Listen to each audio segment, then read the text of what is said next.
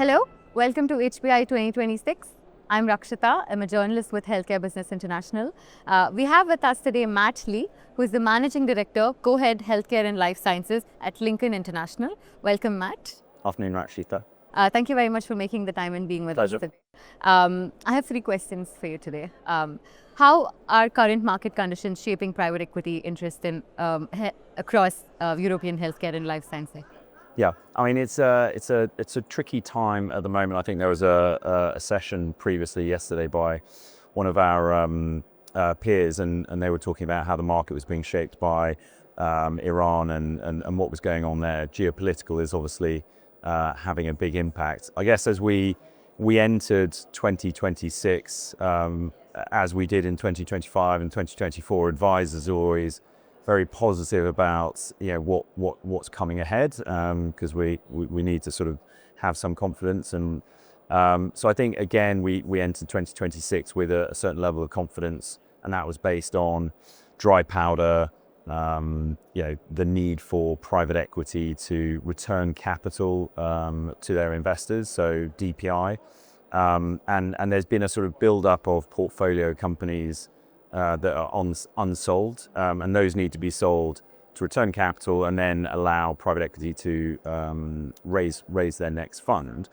And I think the way we look at, rather than just saying it's going to be better, Lincoln International, apart from doing M&A and debt advisory, we're also the #1 credit advisory valuation provider. So we're doing valuation work for Ares Credit, KKR Credit, and various others. And every quarter we are now doing 7,000 valuations per quarter. So that gives our colleagues a lot of data points. Yeah. And if we look at the data points and we start thinking about what's driving, how is it going to drive the market? Yeah. If we focus on fundamentals of the 7,000 companies, 76% showed growth in Q4 2025. Similarly, about 65% showed EBITDA growth. So that the first one was revenue growth and then EBITDA growth. And we're talking about 7.6% LTM, and this is across all sectors, not just healthcare. So 7.6% LTM growth 2025 Q4, and about 6.9% in EBITDA. We also, we're doing the valuations for new deals that are being done. So if we look at what I just said, fundamentals, companies are growing, that's a good start. Yeah. If we look at deals that Lincoln International is being asked to value because a deal's been done, and someone adds it to their portfolio of assets,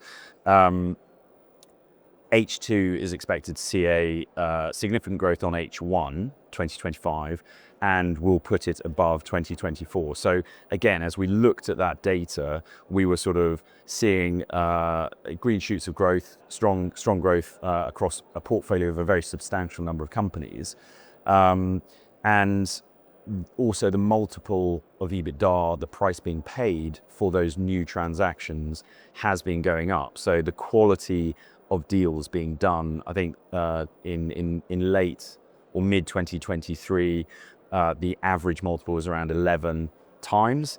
In Q4 2025, that increased to 12.7 times. So again, the quality of deals being added to portfolios was going up. So that gives us a lot of confidence. And then you overlay dry powder and the pressure on fundraising.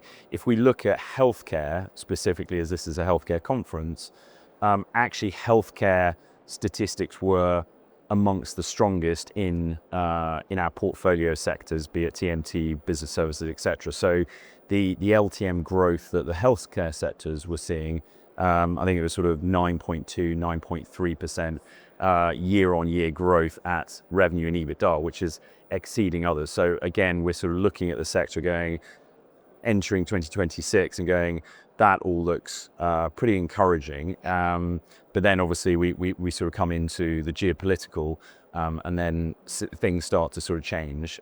So I would say sort of entering 2026, the picture is clearly a bit more uncertain. Again, comment from yesterday, one of one of the peers was commenting that none of their deals have been pulled and they've got a high volume.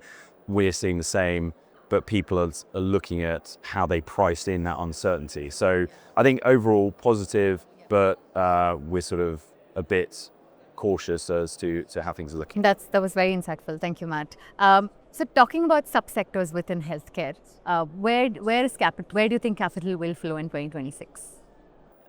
So I think it's a difficult one because it moves based on which of the sectors where certain deals in the past have been done, and then private equity are needing to exit those. But I think if we look at what's going on in the world, it's quite interesting to sort of think of healthcare as a slightly more boring sector versus some of the situations going on in software. So that's helpful, and we see clearly some of the private equity funds looking to think about where they deploy capital, and healthcare is seen as a safer area. It's less under threat from potentially AI. It's more staff heavy, a bit more boring. You've got funding dynamics in terms of public payers, NHS, private people looking after their health better. So I think healthcare services versus certain areas, like be it medtech or healthcare IT, where there's potential tariff threats, there's impacts from the geopolitical. I think healthcare services, in our view, is probably going to see a stronger rebound. And if we look at in my team, we focus a lot on healthcare services, and we've probably never been busier in the last couple of months pre-pitching for provider services. And I think that's helped by what I've just said, but also as interest rates have come down, obviously they're now sort of sticking a bit. The buy and build, the classic buy and builds, which has sort of been somewhat quiet in 2022, 23, and into a bit of 24, are now starting to come through. So we're expecting, if I look at a specific subsector, dental, we're seeing a lot of activity. That's probably helped off the back of My Dentist being done by Bridgepoint, Dante by OTPP. We closed 4 deals in dental last year, 2 in the US, 2 in Europe, and we've had a number of inbounds on that, and we're sort of having a number of conversations. But again, more broadly, other areas where there's sort of quite a lot of interest. You've seen occupational health, so that's sort of B2B, slightly more boring, but people are looking at wellness, return to work, productivity, and so that's another sector that's seeing quite a lot of interest. Very interesting. And how do you see valuations evolving in these sectors? Yeah, look, I think valuations, again, going back to the comment that I talked about, valuations have been stepping up in line with sort of growth margins. So again, last year we saw, certainly in healthcare, a number of quarters where EBITDA growth exceeded revenue growth in the portfolio of companies. So obviously EBITDA margin is growing again after a number of years of EBITDA depletion. So I think if you're looking at still solid, and if I look at healthcare at 9+% revenue growth LTM and EBITDA growth versus the portfolio of 7,000 companies in the 6s and 7s, healthcare is doing better on that perspective. So valuations we're seeing recovering, but it's definitely come off. I think from the peak, on average, valuations have come off by about 2 turns. Obviously, in some of the more premium priced sectors, be it animal health or similar, where you saw deals in the sort of high teens, even in the US in the 20s.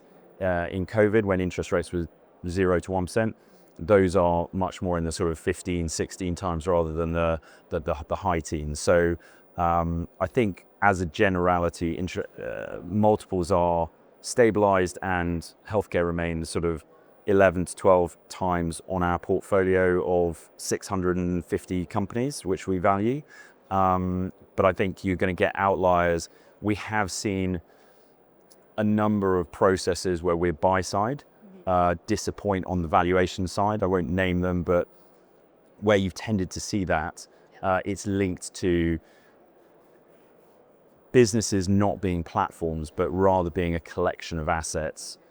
So they've sort of pulled together lots of assets, they've not integrated it.